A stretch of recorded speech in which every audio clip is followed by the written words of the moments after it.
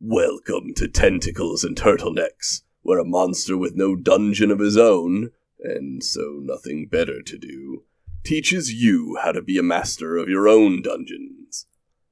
Ever wondered why those pesky adventurers constantly do obviously self-destructive things like charge into battle with little regard for their lives, mocking the greatest villains and local shopkeepers of the land alike, and act like that's all perfectly sane and normal?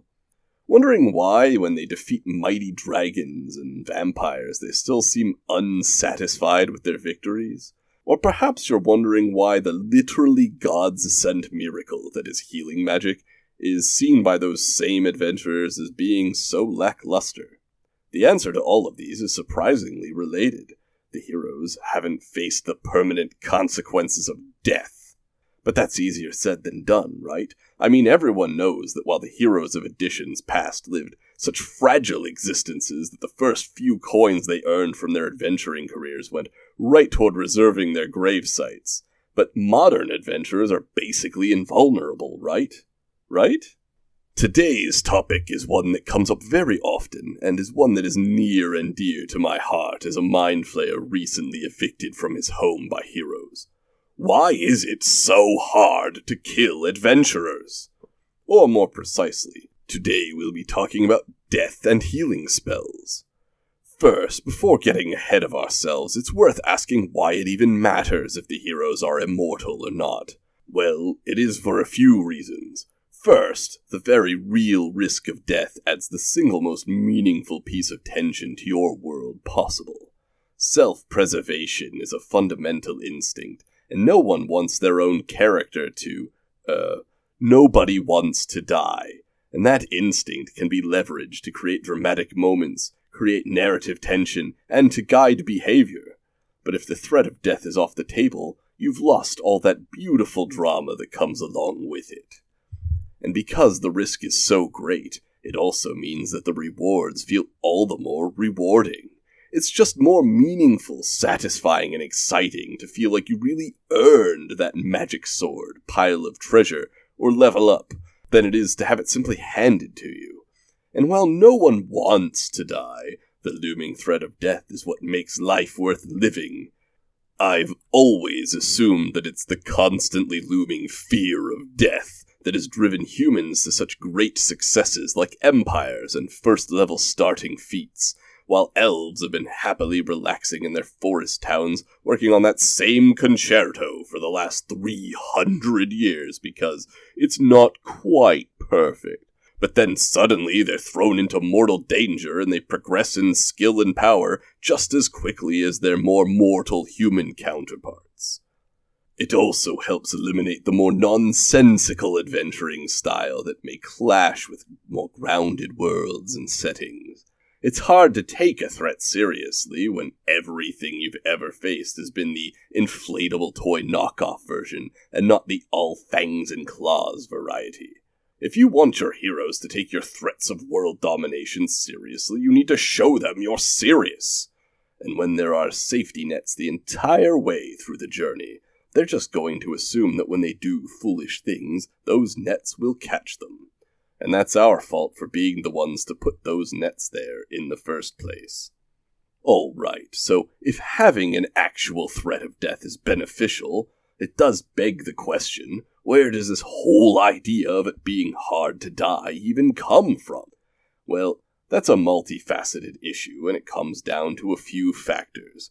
First, we, the dungeon masters, are taking it too easy on our adventurers, often to an extent that breaks believability.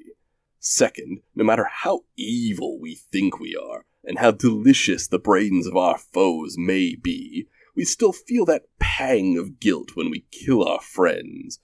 Or at least that's what it feels like when I relive their memories as I digest their grey matter.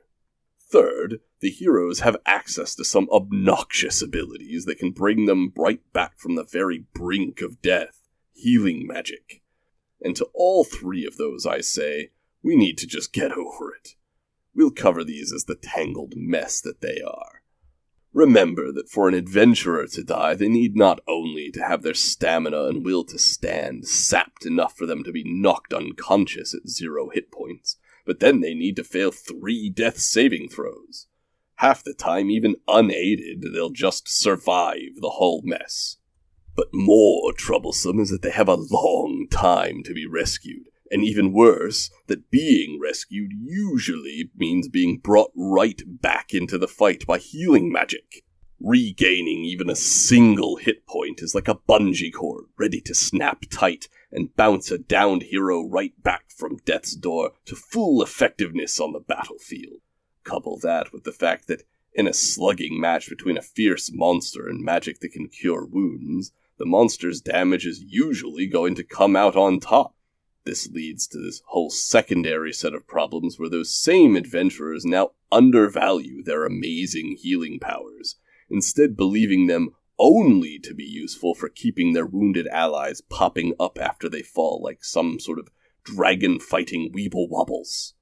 To tackle these problems, some dungeon masters opt to alter the fabric of reality itself by creating homebrewed rules governing being beaten unconscious or even death itself. But I don't think any of that is necessary. The thing is, you can already solve all of these issues with just one simple action. Attack! You see, you don't have to wait for the fallen heroes to bleed out due to bad luck. You can speed things along nicely by just sticking a sword or claw between their ribs. Attacks against an unconscious target have advantage, and any damage a 0 hit point character takes is an automatic failure on one of their death saves. If that damage comes from a melee attack, it's a guaranteed critical hit too, which means 2 failed saves. That means that with just a single multi-attack, a feature most of your minions have, you have enough power to ensure any downed character's death. And even a single blow could spell the end for anyone who's already been unlucky enough to fail just 1 save. Now I'm sure you've all heard the heart-wrenching pleas of those adventurers, helpless and on that razor's edge between life and death. They'll say things like, "Oh, it's not fair to attack me when I'm down," or "The enemy wouldn't waste its only action on me when I'm defenseless, and there are still others up who are a threat to it." And all of that is nonsense. Look, any even remotely intelligent enemy is perfectly familiar with the existence of healing word or potions of healing, and they definitely know that bands of adventurers have access to them. The antagonists know that a downed hero is still a threat, and they know it's a lot more likely they'll win if they make sure that temporary knockdown is made just a little bit more permanent. Any enemy who intends to fight to the death will fight to the death. They have no interest in letting that fallen rogue get back up to continue stabbing them in the back. So how would such an enemy actually behave if we took off the kitty gloves and punched like we meant it? Well, if they know healing is present ahead of time, they might preferentially target the source of that healing, such as the party's cleric or druid. But if that target isn't accessible, and instead they need to aim for someone else, they're going to make sure that the magic of that healer is useless. How? By finishing off the fallen. What about enemies who don't want to fight to the death then? Well, they know that if they don't put an end to this cycle of healing, those bloodthirsty adventurers are going to make this a fight to the death whether they want it to be one or not. Because let's face it, adventurers are the real psychopaths of the world. It seems pretty reasonable, then, that they might use that downed adventurer as leverage, saying something like, "Put down your arms and surrender or we cut his throat," while readying an action to do it. And if the heroes don't comply, well, what choice do they have? Follow through with the threat. Alright, but what about unintelligent enemies? Surely they won't even understand what healing magic is. Well, sure, but they're still going to kill you.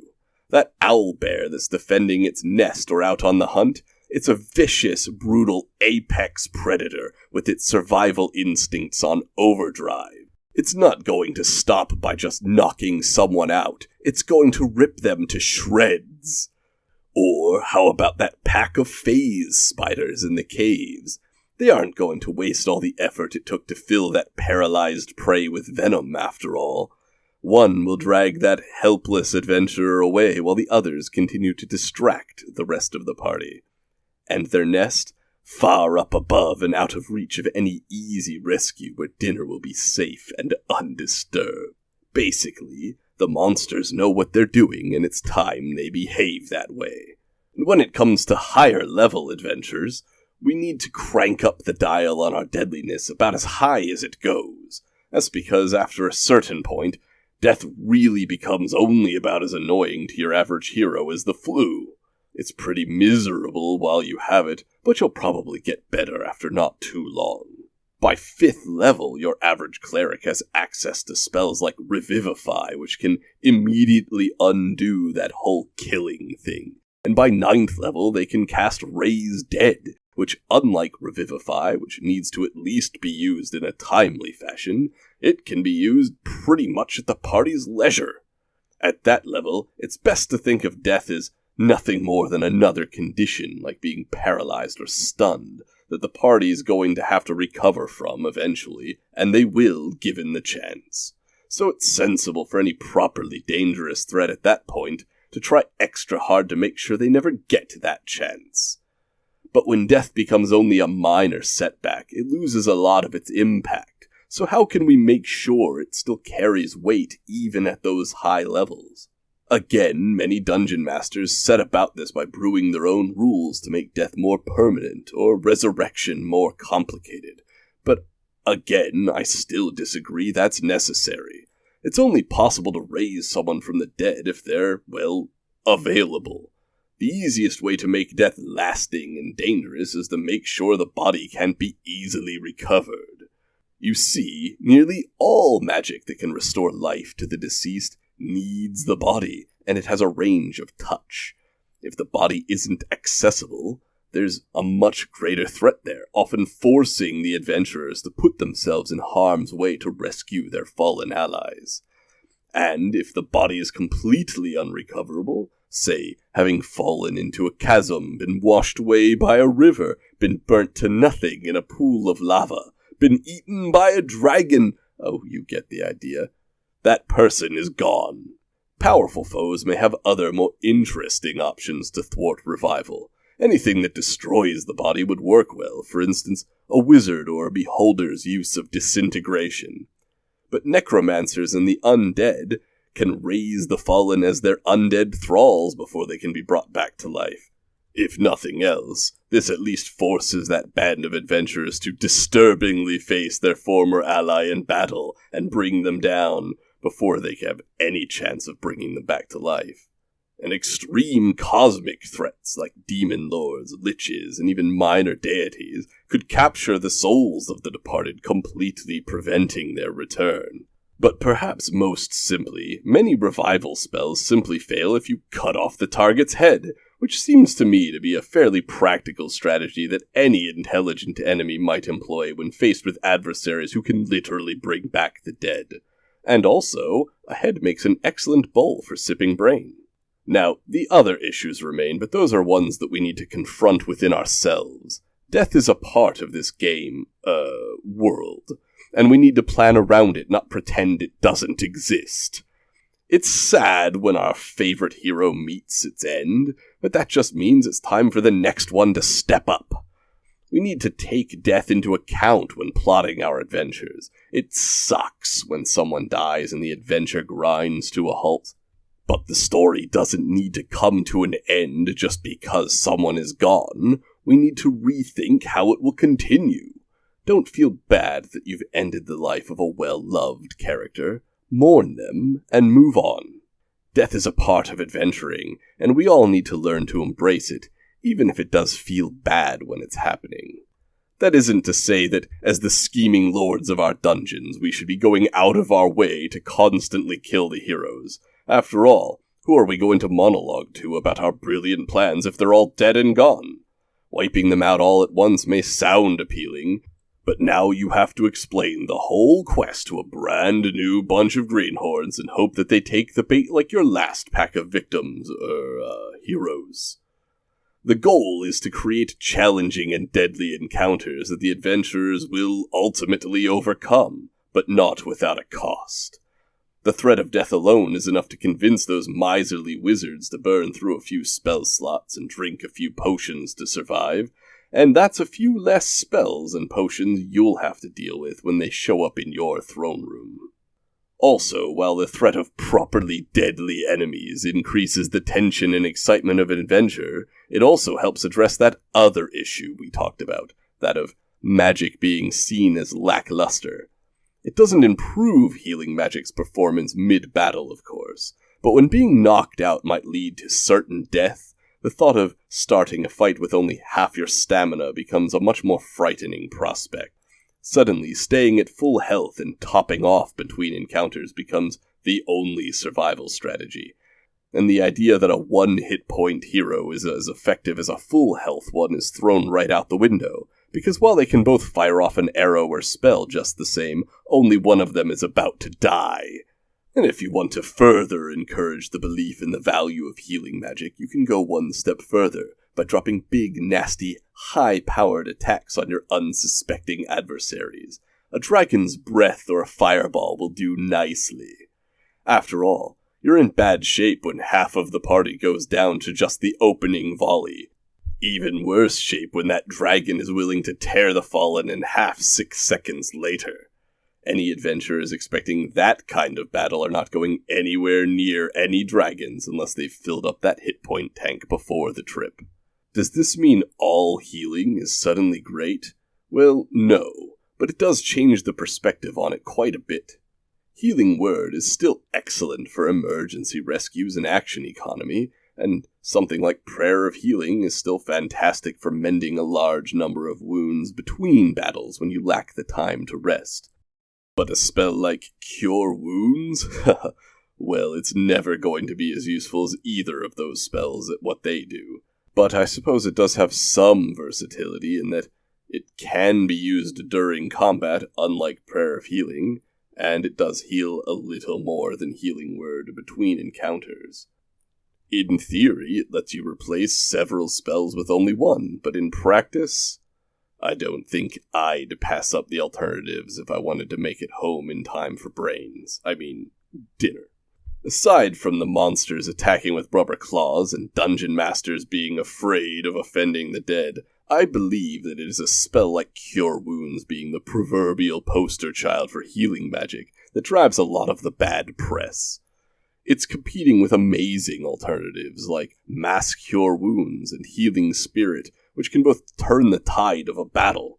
And then, of course, the previously mentioned Healing Word and Prayer of Healing, which fulfill its two main uses better. It may just be that many people regard healing as bad only because the first thing that comes to mind when they think of it is by and large the worst healing spell there is. So there you have it. Kill your enemies more often, or at least threaten them with it enough that they're legitimately concerned about it happening.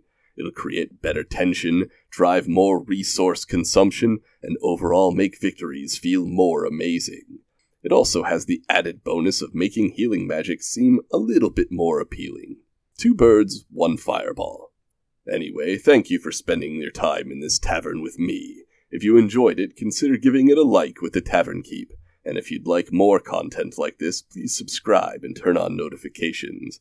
If you don't, I'll eat your brains and leave you for dead in my dungeon. Oh, right.